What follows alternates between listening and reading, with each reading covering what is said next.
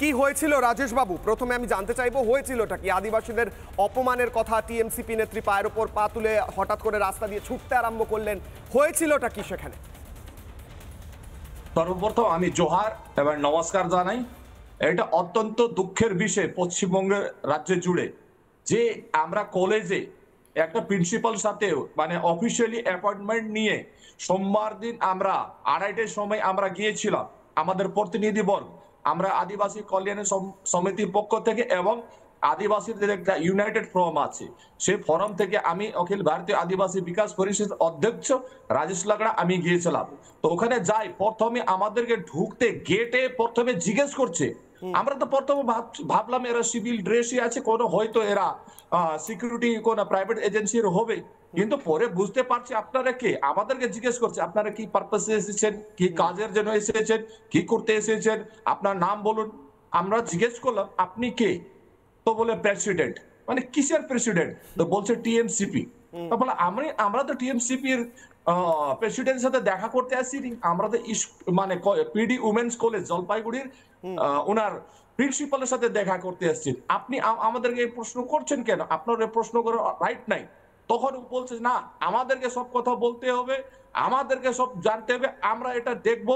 এই বরাবর সেখানে বচসা একটা শুরু হয়, তখনই সাংবাদিকদের ছুটে আসে, তখন সাংবাদিকদের এরা কি করতেছে, বাধা দিচ্ছে, ক্যামেরা কেড়ে নিচ্ছে, আমাদেরকেও সে প্রিন্সিপালের ঘর অব্দি যেতে মানে নানা ভাবে আমাদেরকে বাধা দেওয়া হচ্ছে।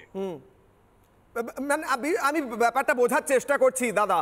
আমার প্রশ্ন হচ্ছে এ রাজ্যে আদিবাসীদের সঙ্গে যদি এরকম ব্যবহার হয় যেখানে কোনো আদিবাসীদের কখনো দণ্ডি কাটাতে হয়, কোনো আদিবাসী অধ্যুষিত এলাকায় এরকম ঘটনা হয় যেখানে একজনের সঙ্গে সেই অধ্যাপিকাকে অপমানের কথা উঠে আসে, সেই অধ্যাপিকার সঙ্গেই বা কি হয়েছিল যদি একটু জানান।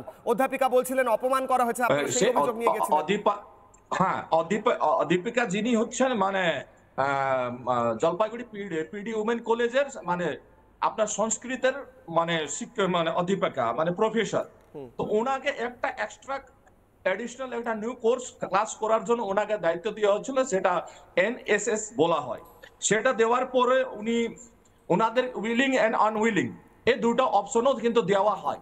তো ওখানে আনউইলিং বলে লেখা মানে সবাই দিয়েছে প্রফেসররা, তার সত্ত্বেও ওনাকে প্রিন্সিপাল অ্যাপয়েন্টমেন্ট লেটারটা দিয়েছেন সেখানে আপনাদেরকে ওই অ্যাপয়েন্টমেন্ট লেটারটা দিয়েছে। তারপর আবারও উনি আনউইলিং যখন করে দিয়েছেন, তারপরে আবারও ওনাকে বলছে কি এটা আপনি করতে হবে, মানে প্রেসার ক্রিয়েট করছে। তখন জিবি গভর্নমেন্ট বডি একটা মিটিং হয়, সেখানে ওনাকে ডাকা হয়, কেন আপনি এই দায়িত্বটা নিতে কেন রাজি হচ্ছে না। তো উনি বলছেন কি আমি বিভিন্ন শারীরিক অসুস্থতা আমি আছি, নতুন যেহেতু জয়েন করেছি, আমার অলরেডি আমি সংস্কৃত কলেজে আপনি পরিষেবাটা দিচ্ছি, তা আমাকে একটু সময় দেওয়া হোক, আমি পরবর্তীতে কোনো শব্দ ব্যবহার করা হয় না তখনই কিন্তু তখনই প্রিন্সিপাল বা ওনাকে বলছে তো জাতি বিদ্বেষমূলক একটা আচরণ করে, হ্যাঁ তোমাদের আদিবাসী সমাজরা এই তোমরা করতে পারবো না, তোমাদের সমাজ এরকম, তুমি সেই জাতি থেকে উঠে এসছো, তোমরা ভালো না, মানে এইরকম কথাগুলো অপমানজনক বলেছে। তখন উনি বলছেন যে আমার জাতিরা, আমার পূর্বপুরুষরা দেশকে স্বাধীন করার জন্য সিধু কানু, তিলকা মাঝি, বিরসা মুন্ডা মানে এরা আমরা পূর্বপুরুষরা দেশের স্বাধীন করার জন্য রক্ত বলিদান দিয়েছে, আমরা তার বংশধর, আপনি আর আমাদেরকে এই কথা কেন বলছেন? আর এও বলছেন প্রিন্সিপাল মহাশয় কি আপনার পক্ষে কে আসবে, কোনো আদিবাসী কোনো লোক আসবে না, কোনো সমাজ আসবে না, কোনো রাজনীতি দল। তারপর আপনারা গেলেন এবং তারপর আপনাদের টিএমসিপির এই ছেলে মেয়েগুলো এসে হেনস্থা করলো। এই টিএমসিপি করার মানে এই কাজটা করার টিএমসিপি কে দায়িত্বই বা কে দিয়েছে? কলেজের সুরক্ষা দেওয়া, সিকিউরিটির কাজ করা শুধু টিএমসিপির কাজ নয়, তাদের কলেজের ভেতর রাজনীতি করার কথা। এ রাজ্যের আদিবাসীদের সঙ্গে এইরকম হয় তাহলে রাজেশ বাবু? আমরা তো দেখতেছি এখানে পশ্চিমবঙ্গে জুড়ে কে সরকারি তন্ত্রকে পার্টি তন্ত্র করে ফেলা হয়েছে। নানা ধরনের কন্টেন্ট দেখার জন্য লাইক করুন, শেয়ার করুন আমাদের ফেসবুক পেজ, সাবস্ক্রাইব করুন আমাদের ইউটিউব চ্যানেল। পাশাপাশি অন্যান্য ব্রেকিং নিউজের জন্য অবশ্যই চোখ রাখুন রিপাবলিক বাংলায়।